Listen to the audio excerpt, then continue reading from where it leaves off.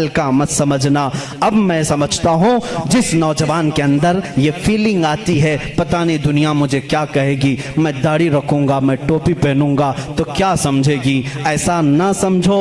अगर दाढ़ी ऐब होती तो कायनात के सबसे हसीन चेहरे पर दाढ़ी कभी नहीं आती। दो जुमले आज मेरी तकरीर से लेकर के जाओ। दुनिया में सबसे ज्यादा हसीन किसको समझते हो? किसको समझते हो? और स्मार्ट और हैंडसम के लिए दाढ़ी छिलाना तुम कैसे सोचते हो? दाढ़ी छिलाने को हैंडसम बनना और स्मार्ट ये हो ही नहीं सकता। अगर ये ऐब होता तो सबसे हसीन चेहरे पर कभी आती ही नहीं।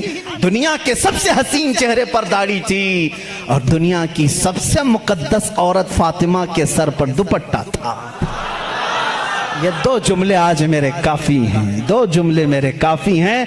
अगर सबसे ज्यादा इज्जत वाली होने के लिए कोई औरत दुपट्टा खींच करके नंगे बाल घूमती है तो बेवकूफ है। इसलिए कि कायनात की सबसे मोहतरम खातून जिसके लिए कयामत में भी ऐलान होगा, ऐ लोगों अपनी आंखें नीची करो, फातिमा बिन्ते मोहम्मद जन्नत की तरफ जा रही है।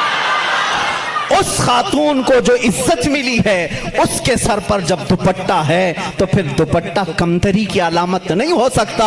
जिसके सर पर दुपट्टा है वो आलीशान है, जिसके चेहरे पर दाढ़ी है वो आलीशान है।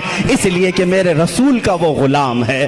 जब कब्र में जाएगा, कुछ हो या ना हो, शक्ल देख करके तो फरिश्ते ये कहेंगे सूरत ये लेकर के आया है जैसे मदीने वाले की थी। मेरे आका सल्लल्लाहु अलैहि वसल्लम